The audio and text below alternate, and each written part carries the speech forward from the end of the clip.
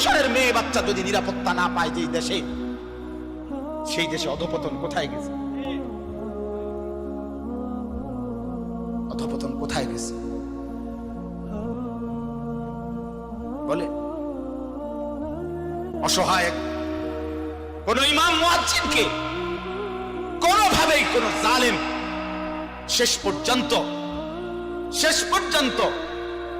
কোনোভাবেই কোন ইমাম মুয়াজ্জিনকে বেইজ্জতি তো করতে পারবে না। ঘটনার পিছনের সত্য তো আজ কিংবা কাল বের হবেই। এটাই সত্য, এটাই নিশ্চিত, এটাই নিশ্চিত, এটাই নিশ্চিত। আমরা জানি তো সব, বুঝি তো সব।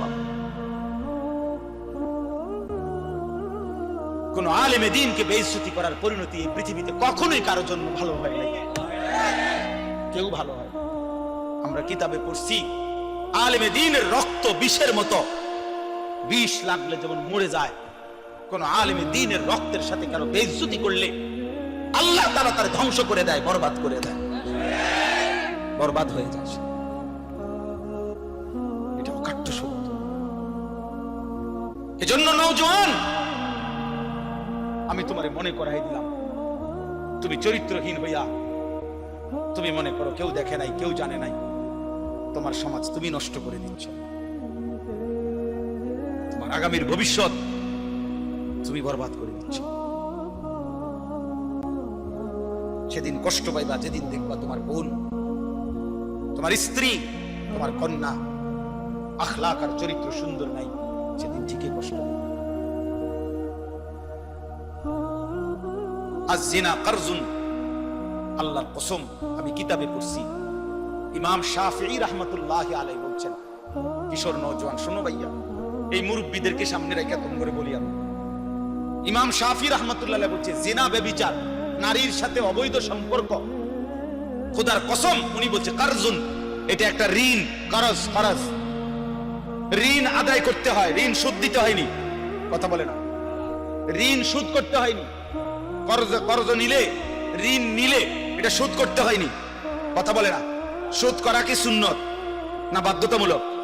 এই ঠিক ইমাম শাফিঈ রাহমাতুল্লাহ বলছে জিনা ব্যভিচার, নারীর সাথে অসভ্যতা, অশ্লীলতা, বেহায়াপনা, উনি বলছেন এটা করজ, এটা ঋণ। উনি বলেন হে যুবক, আল্লাহ কসম এটা কি জানো, সুদ দিতে হবে দোস্ত। জিমু আনফুসাকুম, ঈমানদার মুমিন নিজেকে মজবুত ভাবে ধরো।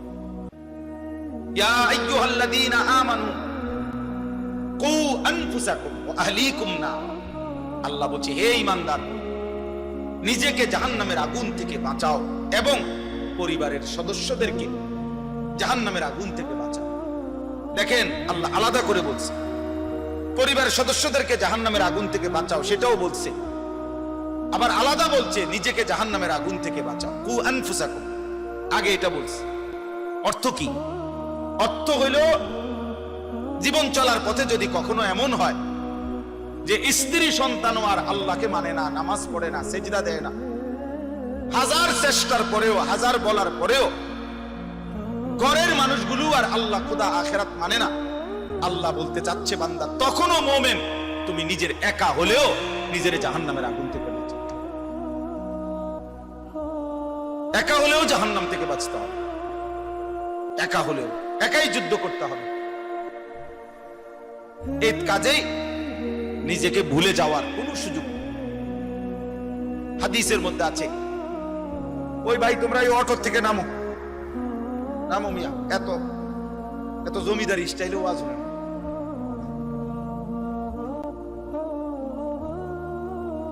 জি, তাইলে এটা জরুরি। হযরত হুযায়ফা রাদিয়াল্লাহু তাআলা আনহু একজন সাহাবী, হুযায়ফা অনেক বড় সাহাবী। তো উনি একদিন নবীজি সাল্লাল্লাহু আলাইহি সাল্লামকে জিজ্ঞেস করে, যাদেরই বসার সুযোগ হয় বসলে ভালো, বসলে বরকত হয়, যদি একান্ত বৃষ্টির কারণে, কাদার কারণে বসতে নাই পারলে তো ঠিক আছে, তাহলে দাঁড়ায়, নাই তো বসার সুযোগ থাকলে বসে শুনলে বরকত হয়, আল্লাহর কথা বসে শুনলে বরকত হয়, মনোযোগ হয়, দিল জমে। এই জন্য আমি সবাইকে বলতেছি, এদিকটা যদি কষ্ট হয়, যদি কোনো কিছু না থাকে তো ব্যবস্থা করে দেন আপনারা আয়োজকরা, না হয়তো জুতের উপরে বসো, বসে কোনো না কোনো ভাবে যাদের ফ্যান বেশি সি ফাইটারে টানা দিয়া দাও। অনেকের সিফার কারণে বই তারা, তুমি শুইয়া লাও তার কারণে। মাশাআল্লাহ মাশাআল্লাহ। হযরতে হুযায়ফা রাদিয়াল্লাহু তাআলা আনহু বলেন, নবীজি সাল্লাল্লাহু আলাইহি সাল্লামকে জিজ্ঞেস করছি, ইয়া রাসূলুল্লাহ, লম্বা হাদিস, এর মধ্যে একটু শুধু বলতেছি আর কি। তিনি বলেন যে, ইয়া রাসূলুল্লাহ, আমি যদি জীবন চলার পথে কখনো এমন হয় যে আমি আল্লাহর দ্বীনের উপরে চলতে গিয়ে আমার সাথে আর কেউরে পেলাম না, সবাই আল্লাহর নাফরমানিতে লিপ্ত, কাউরে আর পাচ্ছি না, তখন আমি একা কি করব? এই তখন হাদিসে আছে নবী সাল্লাল্লাহু আলাইহি ওয়াসাল্লাম বলছেন, ফাতাজিলিল ফিরাকা কুল্লাহা, ঠিক আছে তাহলে সব দল সব মত ছেড়ে দাও, তুমি একাই। নবীজি বলছে গাছের ওয়ালাউ আন তাআদ্দা বিআসলি শাজারাতিন, গাছের শিকড় গাছের গোড়ালি কামড়াইয়া দইরা তুমি তোমার দ্বীনের উপরে একাই মজবুত থাকো। প্রয়োজনে গাছের শিকড় কামড়ায় দাও, আমি একাই, তবু আমি আল্লাহর নাফরমানি করব, আমি আল্লাহর নাফরমানি, আমার সাথে আমি আর কাউরে পাইলাম তো ঠিক আছে একাই। রাসূলুল্লাহ সাল্লাল্লাহু আলাইহি সাল্লামের একজন সাহাবী ছিলেন আবু যর গিফারি রাদিয়াল্লাহু তাআলা। নবীজির ইন্তেকালের পরে সাহাবাদের জামানায় উনার ব্যক্তিগত একটা মত ছিল একটা মাসআলায়, এই একটি মত ছিল এরকম উনার, যেই মতে পক্ষে উনার পক্ষে একজন সাহাবীও ছিল না, মানে এই কথাটার উপরে আর কেউ একমত না, শুধু এটা উনি একাই বলছেন, আর কেউ উনার সাথে একমত ছিল না। সাহাবীরা তখন এই সাহাবী আবু যর গিফারি রাদিয়াল্লাহু তাআলা আনহু, হযরত ওসমান রাদিয়াল্লাহু তাআলা আনহুর জামানায় মদিনা থেকে অনেক দূরে 300 কিলোমিটার আরো বেশি হবে, একেবারে নিভৃত একাকী একটি এলাকার মধ্যে শুধু একা, উনি একাই সেখানে চলে গেছেন এবং সেখানেই উনার ইন্তেকাল হয়েছে, একাকিত্ব জীবন গ্রহণ করছে, রাবাজা নামক জায়গার মধ্যে চলে গেছেন।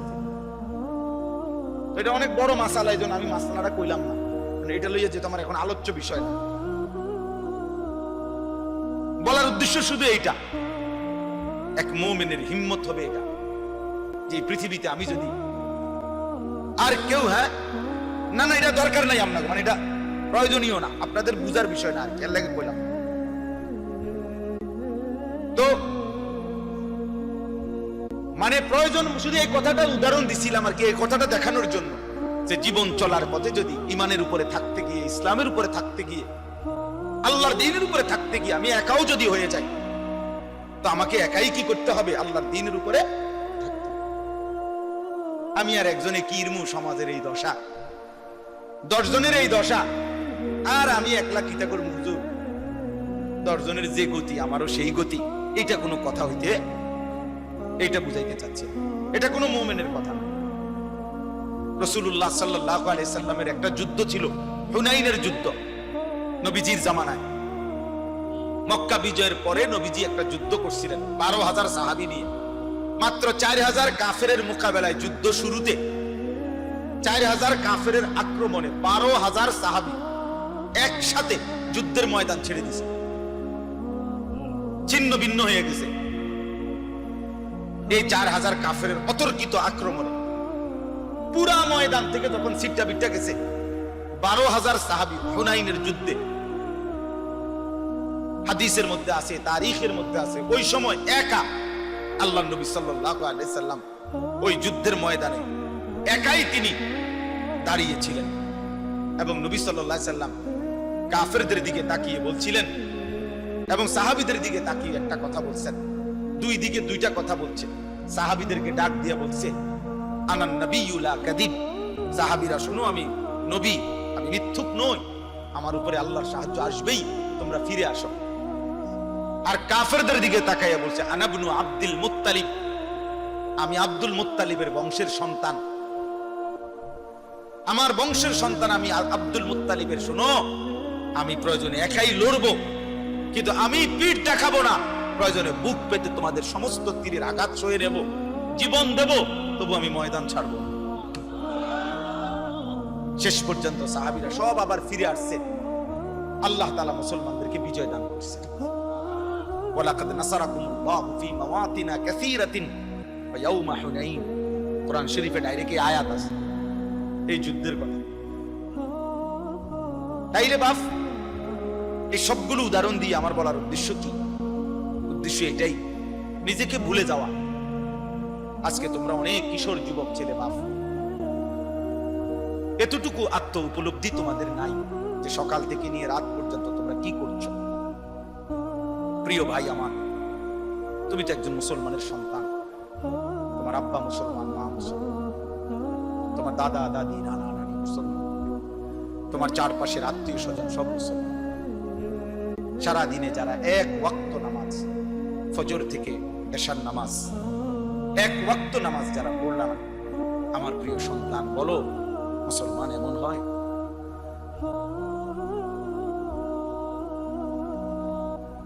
বলো ভাই। রাত অনেক হয়েছে, যেভাবেই হোক, আসলে আমরাও সময়টা আন্দাজ করতে পারি নাই,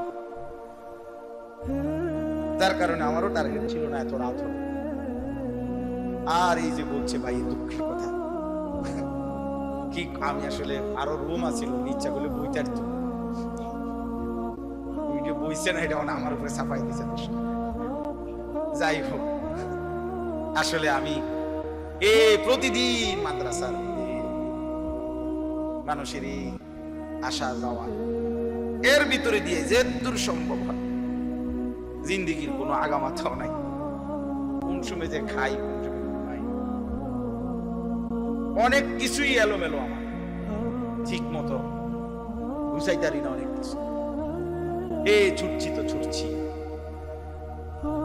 তো এই রাত গভীরে আমার প্রিয় ভাই বাবা, বিশেষ করে নওজোয়ান, তোমরা ইনসাফ করো ভাইয়া, ভাবো এতটা আত্মভোলা কেমনে হইলা যে এক ওয়াক্ত সেজদা দিলা। সারা দিনে রাতে দিন রাত যারা মোবাইলে নারী দেখো, ছবি দেখো, উলঙ্গ দৃশ্য দেখো, দিন রাত এই এক কাজে আছো। প্রিয় ভাই আমার, সন্তান আমার, এক মানুষকে আল্লাহ তাআলা সৃষ্টি করেছেন শুধুই নারীর জন্য। মানে এই শুধু একটা নারী, একটা মহিলা, একটা বেডি, এটাই জীবন? তুমি বুঝি এই বেডির লগে শুয়ে থাকার জন্য? নারীর দ্বারা অবৈধ যৌন চাহিদা, তোমার লজ্জাস্থানের যে চাহিদা, শুধু এইটা পূরণ করা, এর জন্যই পৃথিবী, এর জন্যই এমন সুন্দর হায়াত, এই রাত, এই দিন, এই সূর্য চন্দ্র, এই আলো বাতাস, এই রোদ বৃষ্টি, এই পৃথিবী, এই কায়নাত আল্লাহ তাআলা শুধু তুমি নারীর পিছনে ছুটবা, এর জন্যই বানাইছেন। তো কি করলা কাম? ইনসাফ করো ভাইয়া, একজনই ভাবো, একটা ছেলেই ভাবো, একজনই ভাবো, এটা কোন ইনসাফ হইতে পারে? দিন রাত মুসলমানের ঘরে জন্ম নিয়ে, মুসলিম হয়ে, চুলের উপরে সারা দিন ফ্যাশন, এটা বুঝি একটা কথা হলো? আমার ভাই বলো, এটা বুঝি একটা কথা হলো? তোমারে বুঝি আল্লাহ বানাইছে শুধু এই সারাক্ষণ চুল এটার ফ্যাশন করবা, বিভিন্ন মডেলে চুল কাটবা, এই নিয়ে ব্যস্ত থাকবে? এত ফালতু কাজে আল্লাহ মুসলমানকে বানাইছে? তাইলে সারাদিন কি করবে? গত এক সপ্তাহে কি করলাম?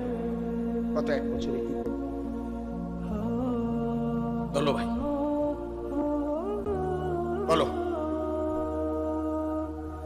চারিদিকে হত্যা, খুন, ধর্ষণ, নির্যাতন, পরকীয়া,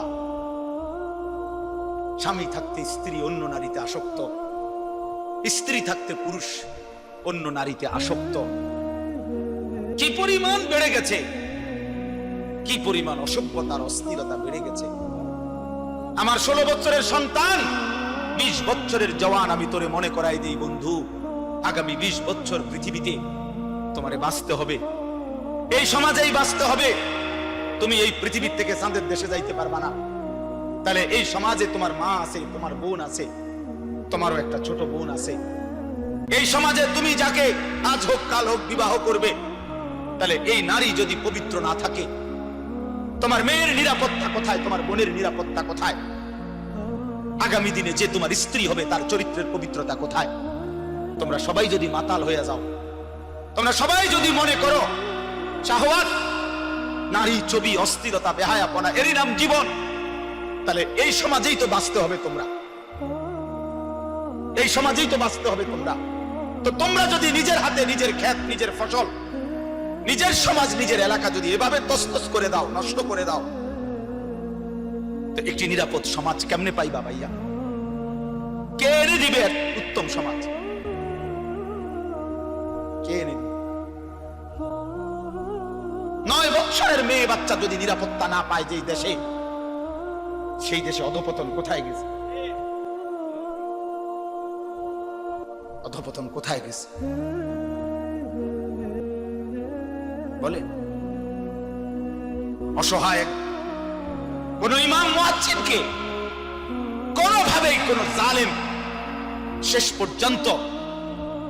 পর্যন্ত কোনোভাবেই কোন ইমাম মুয়াজ্জিনকে বেইজ্জতি তো করতে পারবে না। ঘটনার পিছনের সত্যতা আজ কিংবা কাল বের হবেই, এটাই সত্য, এটাই নিশ্চিত, এটাই নিশ্চিত, এটাই নিশ্চিত। আমরা জানি তো সব, বুঝি তো সব। কোন আলেমে দ্বীনকে বেইজ্জতি করার পরিণতি এই পৃথিবীতে কখনোই কারো জন্য ভালো হয় নাই, কেউ ভালো হয়। আমরা কিতাবে পড়ছি আলেমে দ্বীনের রক্ত বিষের মতো, বিষ লাগলে যেমন মরে যায়, কোন আলেমে দ্বীনের রক্তের সাথে কারো বেইজ্জতি করলে আল্লাহ তাআলা তার ধ্বংস করে দেয়, বরবাদ করে দেয়, বরবাদ হয়ে যায়। এটা অকাট্য সত্য। এজন্য নওজোয়ান, আমি তোমারে মনে করাই দিলাম, তুমি চরিত্রহীন হইয়া তুমি মনে করো কেউ দেখে নাই, কেউ জানে নাই, তোমার সমাজ তুমি নষ্ট করে দিচ্ছ, তোমার আগামীর ভবিষ্যৎ তুমি বরবাদ করে দিচ্ছ। সেদিন কষ্ট পাইবা যেদিন দেখবা তোমার বোন, তোমার স্ত্রী, তোমার কন্যা আখলাক আর চরিত্র সুন্দর নাই, সেদিন ঠিকই কষ্ট পাবে।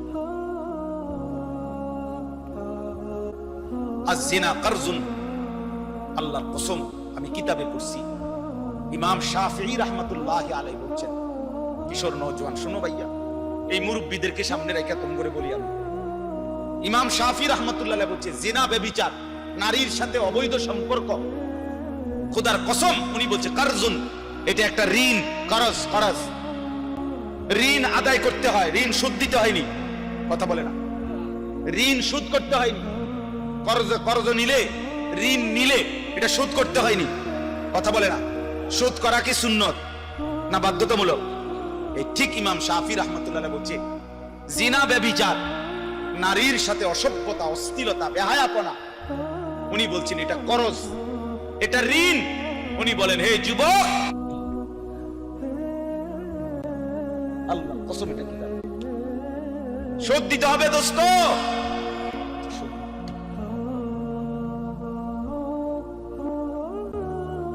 সুদ দিতে হবে। এই জন্য আমি অনুরোধ করছি, ইনসাফ করে প্রত্যেকেই আমরা, ওই ছেলে তোমরা ওরে বসছো কেন, নামো এখান থেকে, ব্যাটকায় ব্যাক কল কোথায়, নামো বেটা, এই বাচ্চা নামো না কেন এখান থেকে, এই অটো বাইকার, অটো এটা সরান এখান থেকে,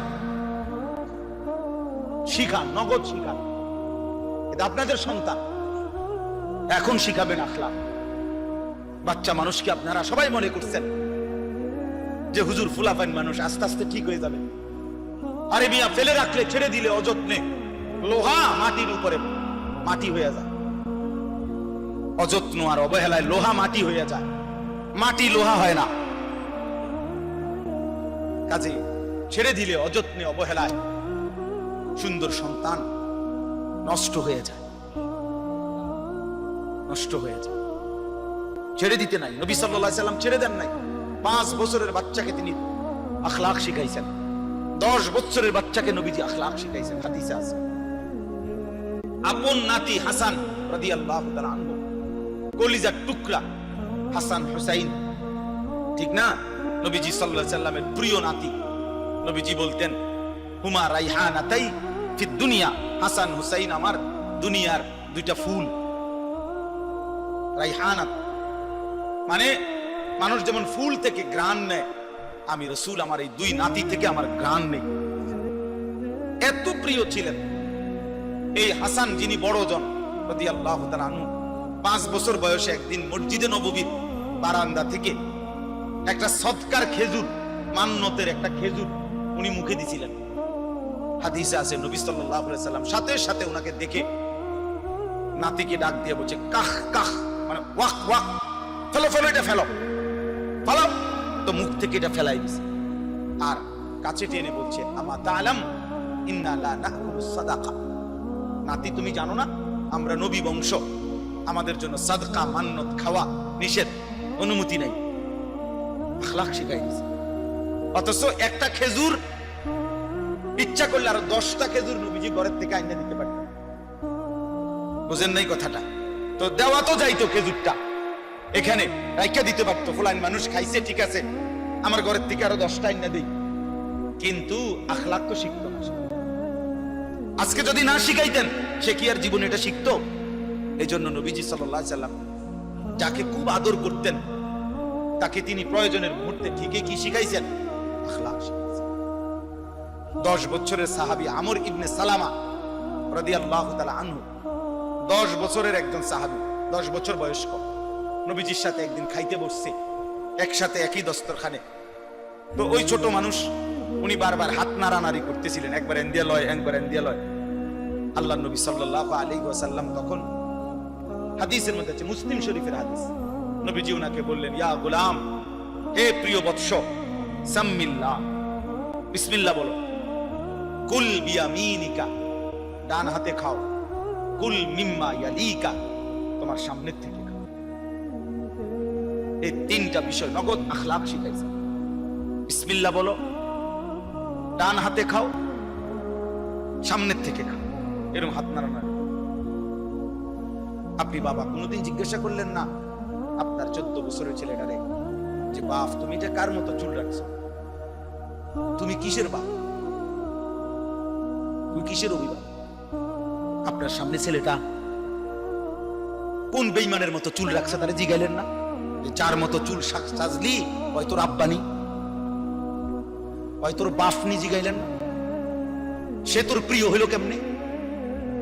আর্জেন্টিনার খেলোয়াড় তোর প্রিয় হলো কেমনে বেঈমান?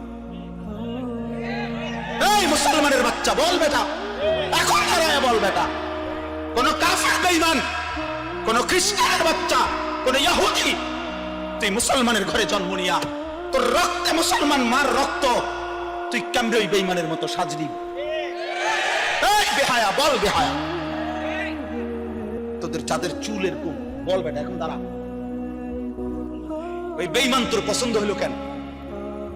তোর রক্ত ইসলাম নাই বেটা, তোর মা মুসলমান না, তোর বাপ মুসলমান না বেটা, তোর দাদা দাদি মুসলমান না, ওরা সব বোকা, তুই চালাক হয়ে গেছ বেটা, তুমি পণ্ডিত হয়ে গেছো। কোন বেঈমানের অংশগ্রহণ করলাম? কেন সাজলা বেঈমান? তোমার নবী নাই, তোমার রাসূল নাই, তোমার আল্লাহ নাই, তোমার নবী সাল্লাল্লাহু আলাইহি সাল্লাম চুল রাখে নাই? কথা বলে না কেন? আল্লাহর নবীর চুল ছিল কিনা? নবীজির চুল মুবারক ছিল কিনা? তিনি চুল রাখতেন কিনা? তো তিনি কেমনে সাজলেন? এটা আমার পছন্দ হয় না কেন? নবীর সাহাবী 1.25 লাখের চাইতে বেশি সাহাবী, লক্ষের চাইতে, ওনাদের চুল ছিল না মাথায়? তো ওনাদের চুল কেমন ছিল তার কোনো বর্ণনা নাই কিতাবে? তো তুমি দেখো না এটা? তোমার ধর্মকে তুমি এত বড় বেইজ্জতি করলা কেন? তোমার রাসূলকে তুমি এত বড় বেইজ্জতি করলা কেন? তুমি যদি নবী সাল্লাল্লাহু আলাইহি সাল্লামের কাছে আমলনামা দিয়া বলো যে ইয়া রাসূলুল্লাহ, এই যে আমি আনিসুর রহমান, আমার সুপারিশটা আপনি করেন হাশরের ময়দানে, এই যে আমার আমলনামা, আল্লাহর নবী সাল্লাল্লাহু আলাইহি ওয়াসাল্লাম যদি আমলনামা উল্টাইয়া দেখবে আর বলবে হায় আনিসুর রহমান 6 মাস 1 বছর কোনদিন ফজরের নামাজ পড়ল না,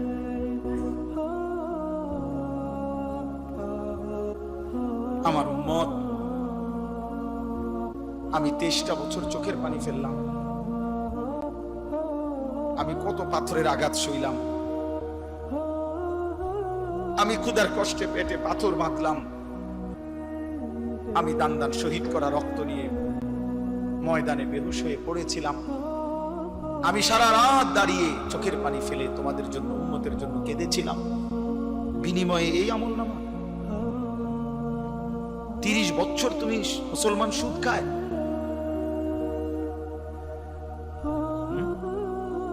30 বছর 40 বছর সুদ খায়,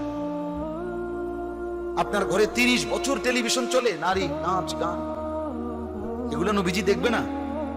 কথা বলেন না কেন? নবী এগুলো দেখবে না তো কিছু বলবে না? না বলবে মাশাআল্লাহ দারুণ আমলনামা নিয়ে আসছে, আসো তোমার জান্নাত বুঝাই দেই। না সুপারিশ মানে এই নাকি? কোনো নিয়ম কানুন নাই। নবীজি সুপারিশ করবে কথার মানে কি? মানে নবীজি বলছে উম্মত তোমার যা মন চাই তা গুনাহ করে মৃত্যু পর্যন্ত এই অবস্থায় তুমি আইসো কবরে হাসরে, আমি শুধু সুপারিশ করে জান্নাত দিয়ে দেব, এই তো না? আমার বাপ ইনসাফ করো, ছেলেরা তোমরাও ইনসাফ করো। প্রিয় ভাই আমার, ভাবতে শিখো। কেমনে দেখাইবা? রাসূলুল্লাহ সাল্লাল্লাহু আলাইহি সাল্লাম কাঁদবেন, চোখের পানি ফেলবেন, বলবেন উম্মত আমি শ্রেষ্ঠ নবী, তুমি আমার শ্রেষ্ঠ উম্মত, শ্রেষ্ঠ উম্মত হইয়া তুমি আমার এই হাসরের ময়দানে কেমনে পারলা এত বড় বেইজ্জতি করতে? আল্লাহর কাছে নবী যখন পেশ করবে, রব্বুল আলামিন আমার উম্মতের আমলনামা সুপারিশ করলাম, রব্বুল আলামিন বলবে বন্ধু এটা কি আমলনামা দেখা? কোন বাবা যদি 12 বছর বিদেশ থেকে ছেলেটার জন্য টাকা পাঠায়, 12 বছর পরে ছেলেটা ইন্টারমিডিয়েট পাশ করে পরীক্ষার রেজাল্ট দিছে, যেদিন সেদিন দেখছে যে ফেল, ওই বাপ যদি চিৎকার করে কাঁদবে আর বলবে যে আরে বাপ তুই জানোস না আমি 12টা বছর আমি এই রোদ ভরা ঘামে ভরা বিদেশের মধ্যে থাইকা টাকাগুলো রোজগার করে, বিশ্বাস করেন জানেন না আমি হজ্জের সফর থেকে আসছি অল্প কয়দিন হয়, ঠিক এই গত মঙ্গলবারে, আজকে মঙ্গলবার, কত প্রবাসী যে আমি দেখছি, আমি ব্যক্তি আমার ছোট ভাই এই যে মাওলানা আতিক, গত বছরও আমার সাথে সে উমরার সফরে ছিল রমজান, ওই দেখছে যে প্রবাসী গো কারণে আমি হাঁটতেই পারি না, জেন দিয়া হাঁটি, এন দিয়ে মনো 10, 20, 50 জন পোলাফাই, আমরা দেশি যেখান দিয়ে দেখে ওখান দিয়ে যাতা দিয়ে এ জড়ায় ধরে ধরে কান্দে যে হুজুর 12 ঘন্টা 14 ঘন্টা ডিউটি করি এই প্রখর রৌদ্রের মধ্যে, এরপরে নিজের খানা নিজে, নিজের জামাটা নিজেই ধোয়, কে ধুইব? নিজের রান্নাটা নিজে রান্না, একটা ছোট্ট রুমের মধ্যে মানুষ আড়ে না, 6 জন থাকে 12, কোন রকমে জানটা লইয়া পড়ে আছে যে বুকটা বাইন্দা কলজাটা বাইন্দা এই 2 টাকা 5 টাকা জমাইয়া সবটা টাকা বাড়ি ঘরে বউ বাচ্চার জন্য, মা বাবার জন্য, তাদের মুখে হাসি ফুটার জন্য দিয়ে দেয়। সেই বাবা 12 বছর পরে সে কি পরিমাণ কাঁদবে আর বলবে সন্তান আমার রক্ত পানি করা এই টাকার বিনিময়ে এই রেজাল্ট, এই রেজাল্ট বাপ তুই আমার এত বড় বেইজ্জতি কেমনে করলি? খোদার কসম যুবক, নবীজি সাল্লাল্লাহু আলাইহি সাল্লাম এটা বললেন যে উম্মত ফজরের নামাজ পড়ো নাই কতদিন, আমার এত বড় বেইজ্জতি কেমনে করলি? 60 বছরের বুড়া চাচা, এই চাচা এখনো 60 বছর ধরে হায়াত পাওয়ার পরও বিড়ি খান, সিগারেট খান, এই বিড়িওয়ালা মুখ নিয়ে কোন লজ্জায় নবীজির সামনে দাঁড়াবেন? এই বুড়া মনে রাখো তুমি, আমার নাম আনিসুর রহমান, আমি যদি আর কোনোদিন নাও আসি, একদিনই বলে গেলাম, একদিনই বলে গেলাম। কেমনে দাঁড়াইবেন? 60 বছর বয়সেও বিড়ি খানা ছাড়তেন না, বুড়া হইয়া বাঁকা হইয়া গেলেন, শরীরের গিরাগাড়ি জোরাজারি সব ছেড়ে দিছে, অন টেলিভিশন চান, এখনো চা দোকানে বইয়া বেড়ি চান। ছি ছি ছি ছি, আমনের মতো নির্লজ্জ বেহায়া আল্লাহর জমিন আর কেউ নাই মিয়া, বেহায়া বুড়া মিয়া, বেহায়া তুমি, বেহায়া বেটা। বছর বয়সেও যে নারী দেখে, ছবি দেখে, এবার আর গুনার বয়স যা 40 বছর, কোনো ছোটখাটো হারামি না, ছোটখাটো ডাকাত না, শক্ত ডাকাত। এবার গুনা ফাইকা গেছে, একদম গুনা টাইট হয়ে গেছে। কারণ এবার কি মনে করেন 60 বছর বয়সে যে এখনো মিথ্যা বলে, গালি দেয়, তো উনি মিথ্যা কথা বলে আজ 5 বছর নাকি? উনি তো মিথ্যা কথা শুরু করছে 20 বছর থেকে। বুঝেন নাই কথাটা? আজও ছেড়ে দেওয়ার সময় হয় নাই, আজও সময় হয় নাই। আর কত? আলাম ইয়ানি লিল্লাযীনা আমানু আন তাখশা কুলুবুহুম লিযিকরিল্লাহ ওয়া মা নাযালা মিনাল হক। রব্বুল আলামিন বলে, ঈমানদার মুমিন, আমি আল্লাহর ভয়ে, আমার স্মরণের জন্য তোমার দিলটা, আন তাখশা কুলুবুহুম, তোমার অন্তর নরম হওয়ার, দিলটা নরম হওয়ার সময় বান্দা আজও কি হয়নি? এটা কোরআনের আয়াত। আলাম ইয়ানি লিল্লাযীনা আমানু, ঈমানদার আজও কি সময় হয়নি? আজও কি আমি আল্লাহর দিকে ফিরবা না? গত 6 মাস ধরে যেই ছেলে ফজরের নামাজ পড়ো না বাপ, গত 1 বছর ধরে যেই মুসলমান তুমি ফজরের নামাজ পড়ো না, আল্লাহ যেন ডাক দিয়ে জিজ্ঞেস করে, বান্দা বলো না বান্দা, তাহলে কি আর কোনদিন তুমি পড়বা না?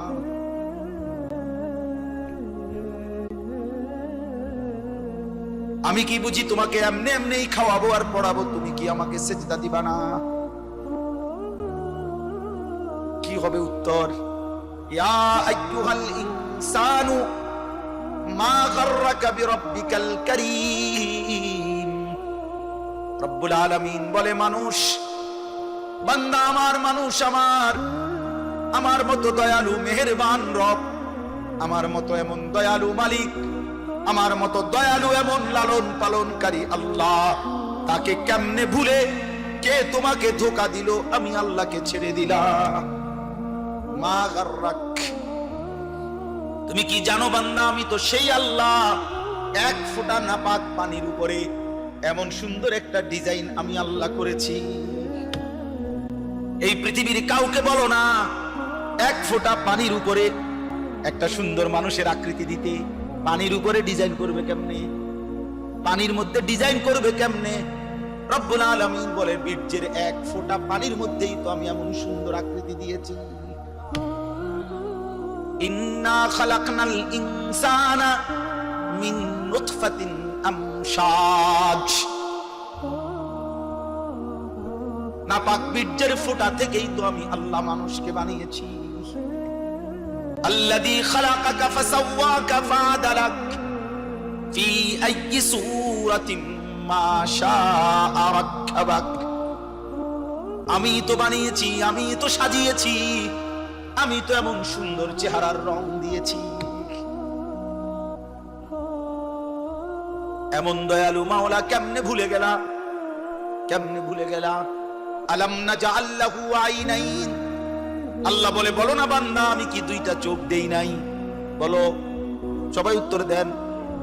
হ্যাঁ, ওয়া লিসানান। আল্লাহ বলে, বলো না বান্দা, আমি কি জিহ্বা দেই নাই?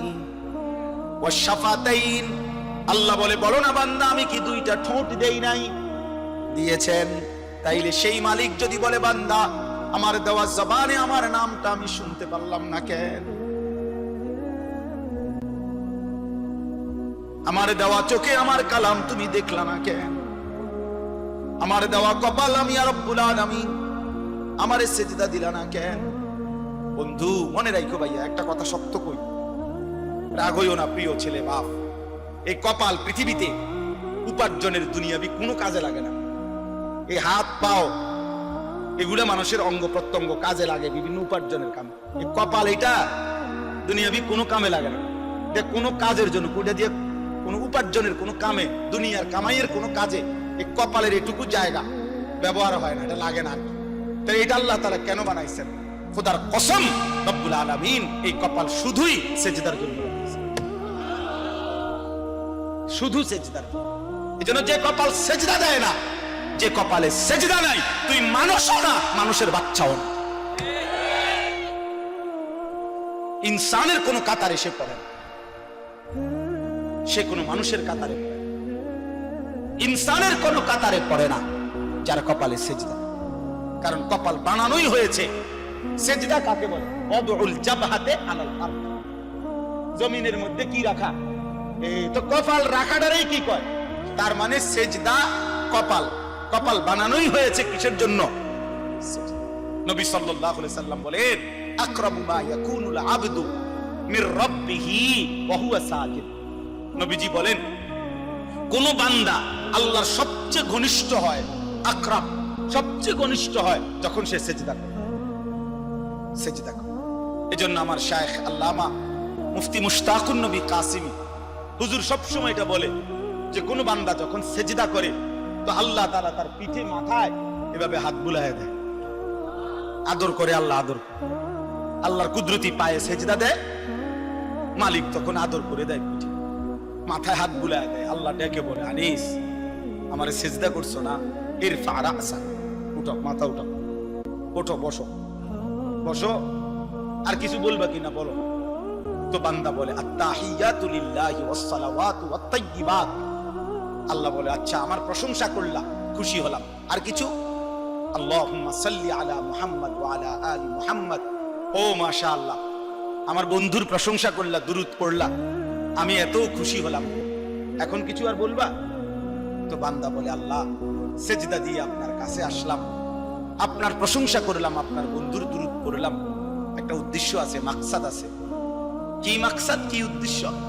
আল্লাহুম্মা ইন্নী যালামতু নাফসি যুলমান কাসীরা। আয় মাওলা, আমি বড় নাফরমান মাওলা, আমার গুনাহ অনেক বেশি মাওলা, আর আমি জানি ওয়ালা ইয়াগফিরু যুনুবা ইল্লা আনতা, আপনি ছাড়া আর মাফ করার কেউ নাই। এই জন্য আপনার এত কাছে আসলাম, আপনার স্পর্শ পেলাম, আপনার বড় আকরাম ঘনিষ্ঠ হলাম।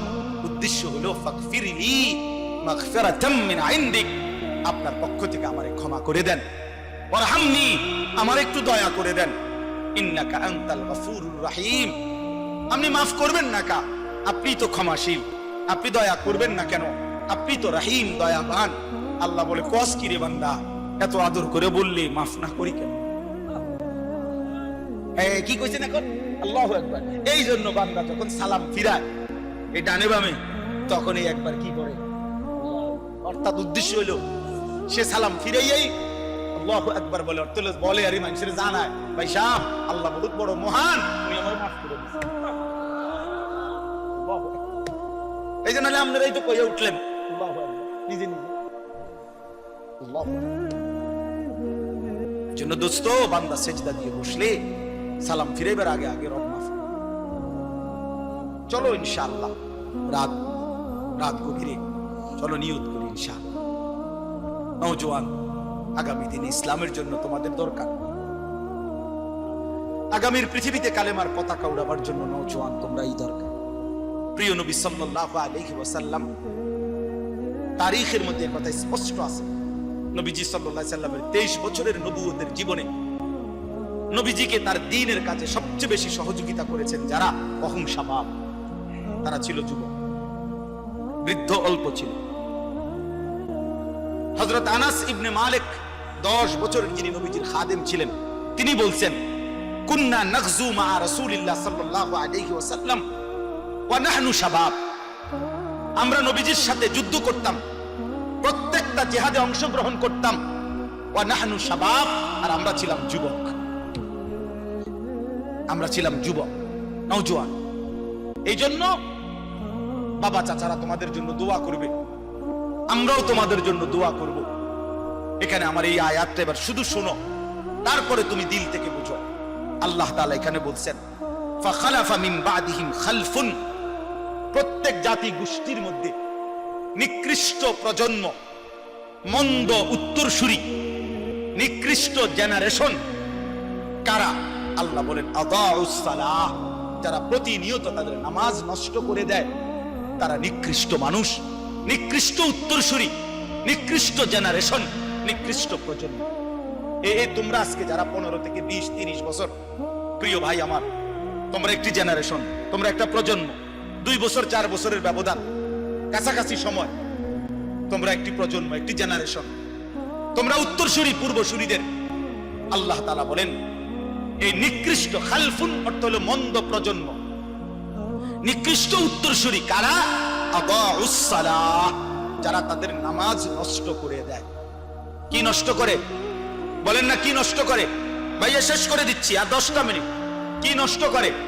নামাজ নষ্ট। এনে তাফসীরের মধ্যে আছে, প্রিয় ভাই বাবা সবাই শোনেন। আল্লাহ তাআলা বলছে ওই মানুষগুলো নষ্ট, নিকৃষ্ট, মন্দ, যারা কি নষ্ট করে। এখানে তাফসীরের মধ্যে স্পষ্ট আছে যে এখানে আল্লাযীনা তারাকুস সালাহ, যারা টোটালি নামাজ ছেড়ে দেয়, নামাজ পড়েই না, তারা উদ্দেশ্য না, তারা উদ্দেশ্য নয়, তারা এমনি বাদ, তারা কোনো মানুষের আইটেমের মধ্যেই নাই, বরং ওই মানুষরা নিকৃষ্ট, মন্দ, যারা নামাজ তো পড়ে কিন্তু পড়ার নাম করে এটারে নষ্ট করে। কিভাবে নষ্ট করে? তাফসীরের মধ্যে আছে 3 ভাবে নামাজকে নষ্ট করে। 1, নামাজের ওয়াক্তে সব সময় নামাজকে বিলম্ব করে পড়ে। আল্লাযীনা ইউআখিরুনা সালাহ, তাখির করে নামাজকে সব সময়। 1টা বাজে জোহরের আজান, আবার 4:30 বাজে, 4:15 বাজে, ওই সময় বেরাত লাগাইয়া এরপরে নামাজ। আমরা দেশের বেডিদের মতো, আমাদের দেশের মহিলাদের খাসিয়ত এটা বেশি। জোহরের নামাজ একবারে বেরাত লাগাইয়া শেষ টাইমে সমস্ত রান্না বান্না, করলা ভাজি, ডাল সব রান্না শেষ হয়েছে, গরু গোসল করাইছে, ছাগল গোসল করাইছে, উডান ঝাড়ু দিছে, আর অত্র ইউনিয়নে আর কোনো কাম নাই। সব কাম শেষ কইরা এবারে এবারে গেছে গোসল করতে। গোসল করে আইসা, এরপরে আইসা রুকু সেজদা দপাদপ 12 রাকাত নামাজ 27 মিনিটে উড়াইয়া লাইছে, সুরা লাইছে নামাজ, দুমাদুম নামাজ। সব মহিলা না, যে মহিলা এমন করে না উনি রাগ করার দরকার কি? আপনি তো এরকম করেন না। আর যে বেডি এরকম খাচ্ছতের, আপনি রাগ করলে কি, আপনি সেটলে কি? কথা বুঝেন নাই? কথা আপনি সেটতে ভালো হয়ে যান, কথা বুঝেন না? আপনি যদি জিদ উড়ে আপনি এটা বলেন যে যা হুজুরে এত বড় কথা কইলো, যা 1:01 বাজে নামাজ পড়লাম। তো মাশাআল্লাহ, আমরা তো এটাই চাই, আমরা যদি এরকম সেট উড়ে। এজন্য যারা নামাজকে দেরি করে, নামাজকে দেরি করে, নবীজি সাল্লাল্লাহু আলাইহি সাল্লামের স্পষ্ট হাদিস আছে। বয়স্ক বাবা, মাঝ বয়সী আপনাদেরকেও বলি বাবা, নবীজি বলছেন ওই নামাজ মুনাফিকের নামাজ। আসরের নামাজের একটা অভ্যাসের ব্যাপারে নবীজি বলছেন যে তিলকা সালাতুল মুনাফিক, ওই নামাজ মুনাফিকের নামাজ, মুনাফিকের নামাজ। ইয়ারকুবু হাত্তা তাগরুবা শামস, যে আসরের নামাজ না পড়ে বিলম্ব করে, এমন কি সূর্য ডুবার কাছাকাছি হয়ে যায়, ঠিক ওই সময় হাত্তা কানাত বাইনা কারনাই শাইতান, সূর্যটা তখন ডুবতে সময় শয়তানের 2 সিংহের মাঝখানে থাকে। নবীজি বলেন কামা ফানাক্কারা আরবাআন, তখন ওই লোক আসরের নামাজের নাম করে 4 রাকাতে যেন 4টা ঠক্কর মারে। লা ইয়াযকুরুল্লাহ ইল্লা কালিলা, ঠিকমতো তাসবিহগুলো, নামাজের আহকামগুলো আদায় করে না। নবীজি 3 বার বলছে ওইটা মুনাফিকের নামাজ, মুনাফিকের নামাজ, মুনাফিকের নামাজ। তাহলে কি বোঝা গেল? নামাজ পড়ে না এটা না, নামাজ পড়ে, তবে কি করে? কথা বলেন না কেন? সে নিকৃষ্ট। 2 নাম্বার, নামাজের মধ্যে ফরজ আছে, ওয়াজিব আছে, সুন্নত আছে, মুস্তাহাব আছে, আছে কিনা? এগুলো যে ঠিক মতো আদায় করে না, রুকু সেজদা যে ঠিক মতো আদায় করে না, তাসবিহগুলো ঠিক মতো আদায় করে না, নামাজের ওয়াজিব ফরজগুলো ঠিক মতো আদায় করে না। রুকু দিছে, রুকুর থেকে সোজা হয়ে দাঁড়ানো কি ওয়াজিব? কথা বলেন না? ওয়াজিব। এবার রুকুর থেকে একটু উঠতেই নিচের দিকে দাঁড়ায়, এমন কাকু নাই? আছে, আছে, আমরা বহুত দেখছি। সেজদা দিতে গিয়া 2 সেজদার মাঝখানে স্থির হয়ে বসা ওয়াজিব। কি বলেন না? সেজদা দেয় কেমনে? একটা সেজদা দিয়া মাথাটা একটু আলগি দিয়ে আরেকটা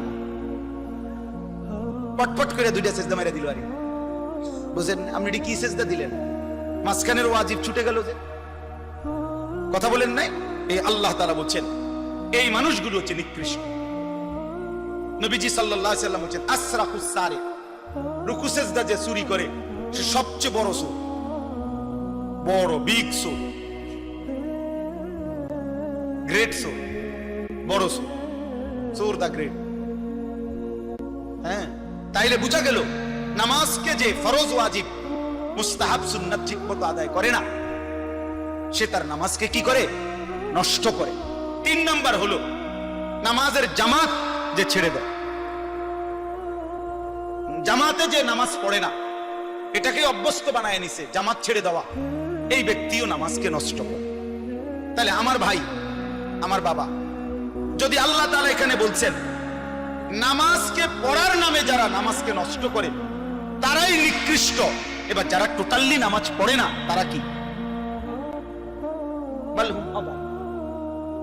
তারা তার চাইতে নিকৃষ্ট। এই জন্য দোস্ত আমার, এত বড় ভুল করো না। কষ্ট দিছি বাপ, রাত অনেক হয়েছে, প্রিয় ভাই নষ্ট হইও না।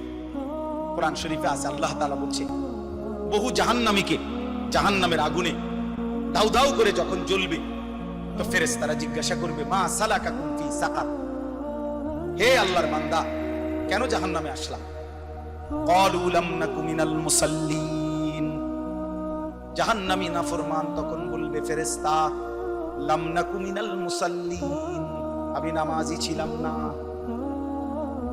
এজন্য আজ জাহান্নামী হলাম, এজন্য আজ জাহান্নামী হলাম।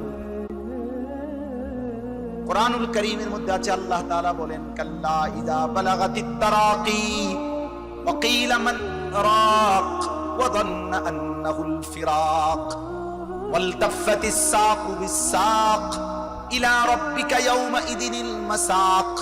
সংক্ষিপ্ত অর্থ হইল আল্লাহ বলছে মালাকুল মউত আজরাইল বহু নাফরমানের জান কবজ করবার সময় এমন হবে যাদের কলিজার ভিতর থেকে রূহটা ধরে আজরাইল একটা টান দিয়া ছিঁড়ে ফেলবে, ছিঁড়বার সাথে সাথেই কণ্ঠনালীতে আইসা ওই রূহটা আটকাইয়া যাবে, বের হতে চাইবে না। মালাকুল মউত আজরাইল টাইনা হেসরাইয়া ওই রূহটাকে ছিন্ন ভিন্ন করে ছিঁড়ে ফেলবে। আল্লাহ কোরআনে বলছেন এমন নিকৃষ্ট মৃত্যু হবে কার?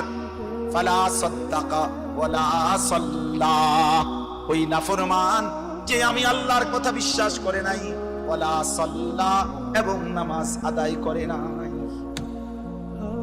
আল্লাহ বলে নামাজ আদায় করে নাই, এজন্য আমি রব্বুল আলামিন শুনাইলাম নাফরমান আজরাইল তোর জান কবজের দিন তোর কলজা থেকে তোর রূহটা ছিঁড়া ফেলবে, ছিন্ন ভিন্ন করে ফেলবে। বাতের তালাই জীবনের সব না, দুনিয়া ভোগ করলে সফল হয় না। দুনিয়া তো দোস্ত বেঈমানও ভোগ করে, কাফেরও ভোগ করে, ইহুদি খ্রিস্টানও তো দুনিয়া ভোগ করে, যে আল্লাহকে মানে না নাস্তিক মুরতাদ বেঈমান সেও তো দুনিয়া ভোগ করে। দোস্ত আমার, বন্ধু আমার, রাস্তার ওই জন্তু জানোয়ার কুকুর বিড়ালও তো দুনিয়া ভোগ করে, করে না? সূর্য কি তার গায়ে পড়ে না? চাঁদের আলো কি তার গায়ে পড়ে না? রোদ বৃষ্টি কি সে উপভোগ করে না? সেও তো খাবার খায়, ঘুম যায়, পেশাব পায়খানা করে, সেও তো তার যৌন চাহিদা পূরণ করে। এজন্য তো গরুরও বাচ্চা হয়, কুকুরেরও বাচ্চা হয়। এজন্য জীবন মানে যদি শুধু খাও ঘুমাও আর পেশাব পায়খানার যৌবনের চাহিদা পূরণ, তাহলে এই জীবন আর জানোয়ারের জীবনের মধ্যে তফাৎ কি? যে জীবনে সেজদা নাই, যে জীবনে গোলামি নাই, বন্দিগি নাই, বন্ধু আমার, বাপ আমার, মা আমার, বোন আমার, বলো না ওই জীবনের সাথে জানোয়ারের পার্থক্য কোথায়?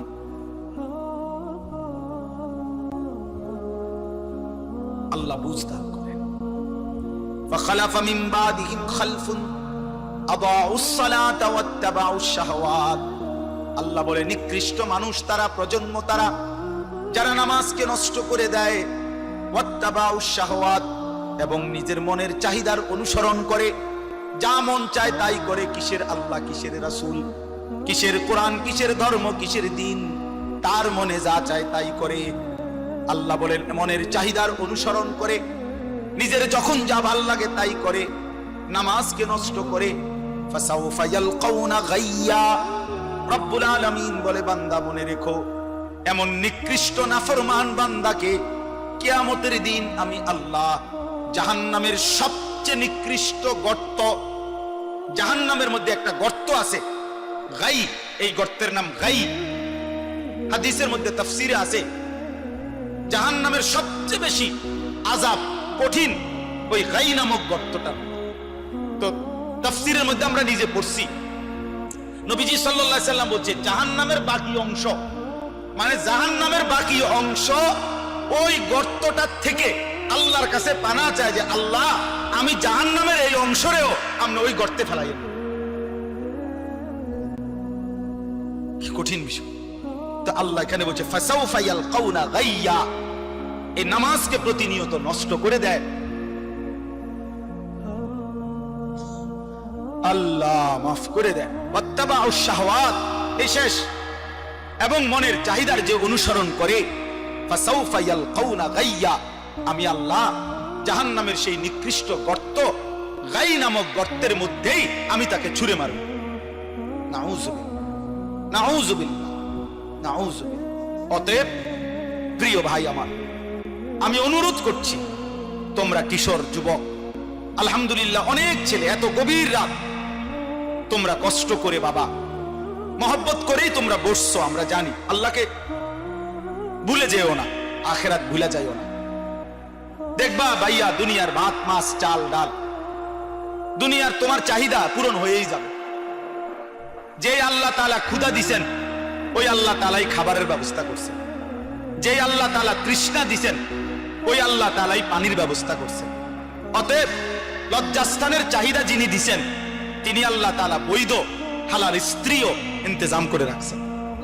তুমি মাতাল হইও না, চরিত্রহীন হইও না, নষ্ট হইও না, নিজের হাত মন্দ কাজে নষ্ট করো না, নিজের চরিত্র নিজের আখলাক নষ্ট করো না ভাই।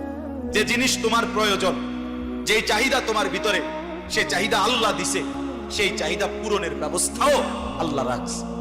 এই পৃথিবীতে স্বামী স্ত্রীর পবিত্র সম্পর্কের মাধ্যমেই আদম এবং হাওয়া থেকে চলমান এই ধারা এই পৃথিবীতে চলে আসছে। তুমিও কোনো মা বাবার সন্তান, অতএব স্বামী স্ত্রীর এই বন্ধন মিলেই যাবে। যেটা এমনিতেই হয়ে যাবে সেটার জন্য নিজেরে নষ্ট করে ফেলা, চরিত্রহীন বানিয়ে ফেলা উচিত না। এই জন্য একটা ছেলেও যদি বুঝে থাকো, তাহলে নারী, ছবি, মোবাইলের অশ্লীল দৃশ্য, এই শাহওয়াত, এই অসভ্যতা, এই নোংরামি ছেড়ে দিও। যদি কেউ একজনও মনে করো আমি সফল, যদি একজনও ভালো হোক আমি সার্থক, আমাদের এই আয়োজন সার্থক। বলেন আলহামদুলিল্লাহ। আল্লাহ তাআলা এটাই বলছেন, ইল্লা মান তাবা।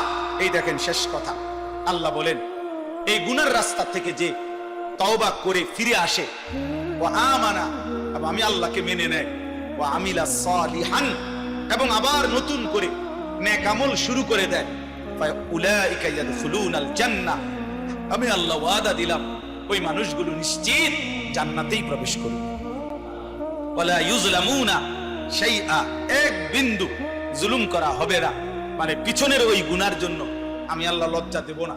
আমার বান্দা তওবা করছে, ফিরে আসছে, আগের গুনাহ ছেড়ে দিছে, চোখের পানি ফেলছে, আমি তারে দুনিয়াতে বেইজ্জতি করব না, আমি আল্লাহ তারে আখিরাতেও জুলুম করব না। এই জন্য চলেন বাবা ভাই, আলহামদুলিল্লাহ উলামায়ে কেরাম, তোলাবায়ে ইজাম সবাই ভালোবেসে এই মাহফিলের আয়োজন করছে। এতটা রাত অবধি আমরা বসছি। কিশোর নওজোয়ান, তোমরা ওয়াদা করো দিল থেকে, তোমরা তোমাদের এই চুল স্বাভাবিক বানাও। বেঈমান তোমাদের নিয়ে হাসে, বেঈমান তোমাদেরকে নিয়ে হাসে। এই যে দেখো এদের পরিচয় তো মুসলমান, চেহারা, সুরত, আখলাক, এটা দেখে হাসে। এজন্য ইসলামকে তোমরা হাসির পাত্র বানায়ো না। প্রিয় নবী সাল্লাল্লাহু আলাইহি ওয়াসাল্লামের 23 বছরের এই চোখের পানিকে বিফলে যাইতে দিও না।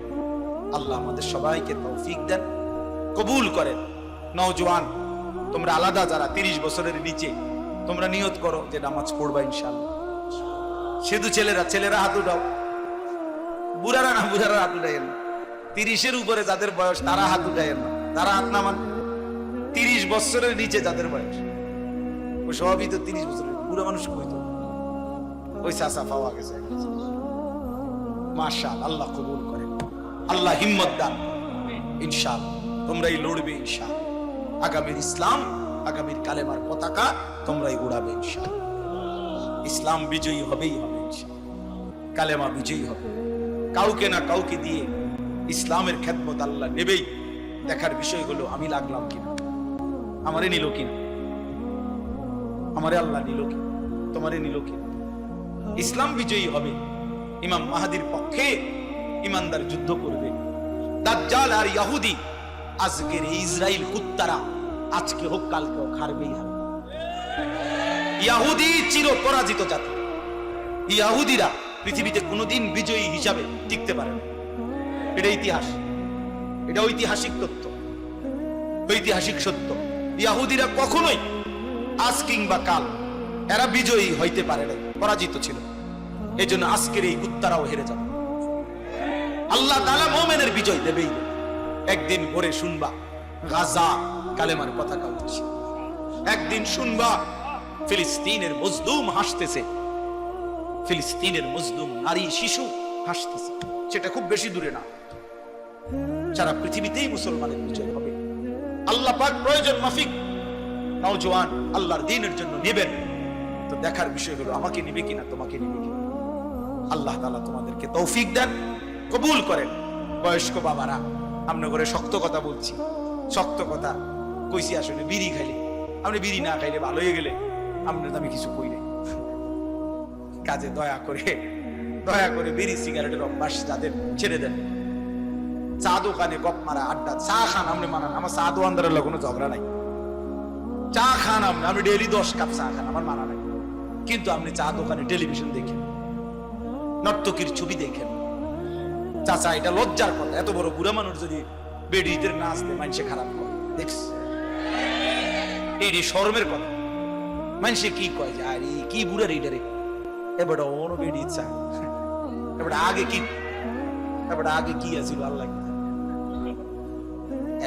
এই জন্য দয়া করে শরম লাগলে ছেড়ে দেন, আল্লাহ ছেড়ে দেওয়ার তৌফিক দান। এই মাহফিল আল্লাহ কবুল করে নেন। আল্লাহ তাআলা আগামী দিনও এমন সুন্দর আয়োজন করার তৌফিক দান করেন। সুবহানাল্লাহি ওয়া বিহামদিহি, সুবহানাল্লাহ।